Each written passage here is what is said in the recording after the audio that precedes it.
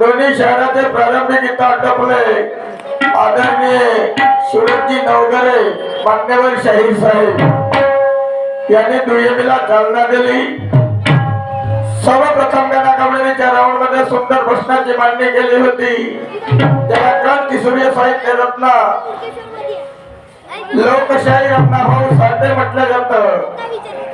तर अण्णाभाऊ साठे यांच्या जोडीला त्यांच्या काळामध्ये असणारे दोन आणखी वेगळे शाहीर होते। दोन वेगळे शाहीर होते आणि त्या दोन वेगळ्या शाहिरांना आपलं गण सादर केलं। ते गण त्याला आवडलं नाही आणि म्हणून अण्णाभाऊ साठेने आपला गण सादर केला। सुंदर उत्तर दिलं मान्यवर शाहीर साहेबांना। मान्यवर शाहीर साहेब त्यांनी जेव्हा तो आपला गण सादर केला, मी सांगितलं त्याच्या जोडीला नेहमी राहणारे कला पथकाचे उत्तर दिलं। दोन शाहीर कला पथकामध्ये गव्हाणेकर आणि अमरसिंग सुंदर उत्तर दिलं। पण मान्यवर शाहीर साहेबांचं म्हणणं आहे त्यांच्या आधी ते शाहीर होते कुलकर्णी आणि पट्टे बाबूराव। काहून हे माहित नसेल मला। मी कला पथकामधून त्या शाहिराचं नाव सांगितलं, त्यांच्या जोडीदाराचं नाव सांगितलं मान्यवर शाहीर साहेब।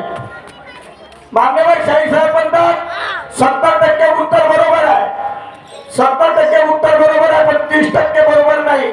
मान्यवर शाहीर साहेब मी जे उत्तर सांगितलं ते 100% परिपूर्ण खरं आहे। 100% समजलं का? मी कला पथकातून त्याच्या जोडीदाराचे नाव सांगितले, शहराचे नाव सांगितले, हे खोटं आहे का? हे खोटं नाही आहे मान्यवर शाहीर साहेब। तुम्ही म्हणता तेही खरं आहे आणि मी सांगितलं तेही खरं आहे। मी प्रश्न केला होता तुम्हाला, मी म्हणलं तुम्हाला खूप लई जाण आहे अण्णाभाऊ साठेच्या आत्मपरिचय त्याच्या आत्मपरिचयाची। तर त्याचं नाव होतं तुकाराम। पाळण्यातलं नाव मूळ नाव तुकाराम आहे। अण्णा नाव का पडलं? मान्यवर शाहीर साहेबांचं म्हणणं आहे अण्णा नाव काहून पडलं? तर शाहीर साहेबांचं म्हणणं आहे त्याच्या कुटुंबाचा रीतिरिवाज। ये मेरा सवाल का जवाब नहीं है।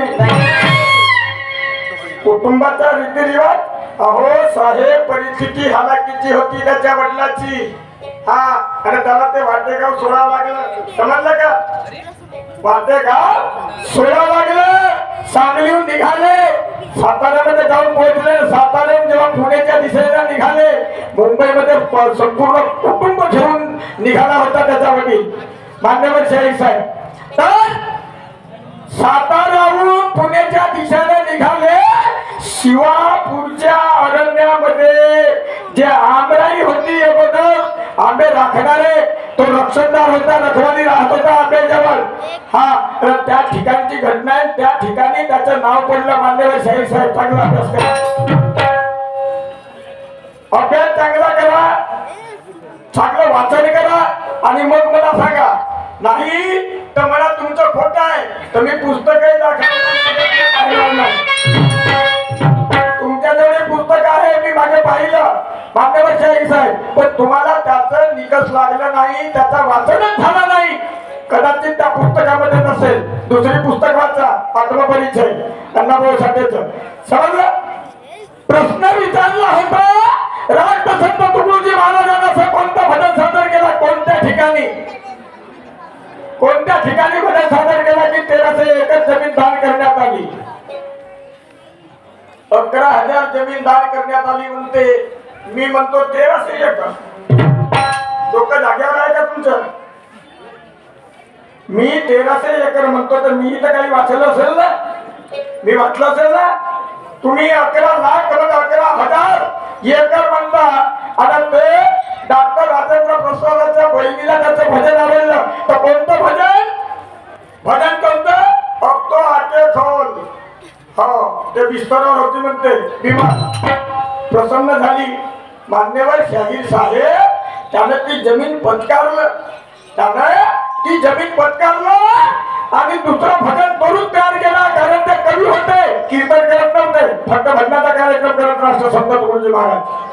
दुसरा भजन सुरुवात केलं, हे 1300 एकर जमीन तुमची राहू द्या, मला दान नको आहे, ही माझ्या कामाची नाही आहे, ही माझ्या कामाची नाही, मी काय करणार आहे, सारं जग नासवा नाही,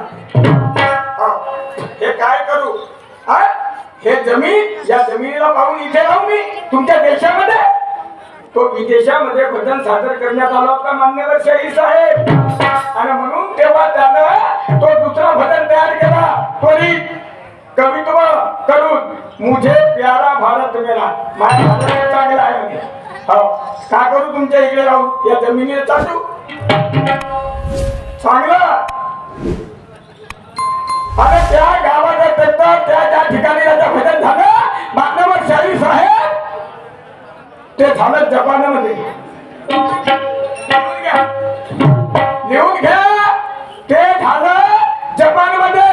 आणि तो भजन कोणता सादर केला, हर देश में तू और वेश में तू, तेरे नाम अनेक तू एक ही है, तेरी रंगभूमि या विश्व भरा, सब खेल मेल में तू ही तू है. अरे देवा, तू कुठे नाही आहेस, तू जेथे देत आहेस, हर देशामध्ये आहेस, हर भेषामध्ये आहेस. आणि म्हणून प्रसन्न होऊन 1300 एकर जमीन दान करण्यात आली मान्यवर शाहीर साहेब. पण त्या पत्करला सांगितलं, मुझे प्यारा भारत मेरा, मुझे प्यारा भारत मेरा. दुसरा प्रश्न विचारला होता मान्यवर शाहीर साहेब, गवळणीच्या गीतामध्ये तुम्ही क्लिअर तंतोतंत उत्तर दिला, क्लिअर उत्तर आहे, क्लिअर. मान्यवर शाहीर साहेब, तुमचं समाधान जर झालं नसेल तर अभ्यास करा, अभ्यासाची गरज आहे. हा, बालपणापासून भजना भजनामध्येच गेलं, आणि म्हणून त्याचं परिवर्तन या शाहिरीमध्ये झालं मान्यवर शाहीर साहेब. समजलं. अध्यात्मिकच्या विषयामध्ये जर तुम्ही मला म्हणत असाल, मी तुम्हाला शिकवण्याचा प्रयत्न करतो, तर तुम्हीच का, तुमच्या वडिलांनी मला शिकवलं नाही आजपर्यंत. तुम्हाला माहिती आहे, त्याची जाण आहे, तुम्ही त्यांच्या प्रोग्रामामध्ये राहायचे. समजलं का, त्यांच्या प्रोग्रामामध्ये राहायचे. डॉक्टर राजेंद्र रुष्टी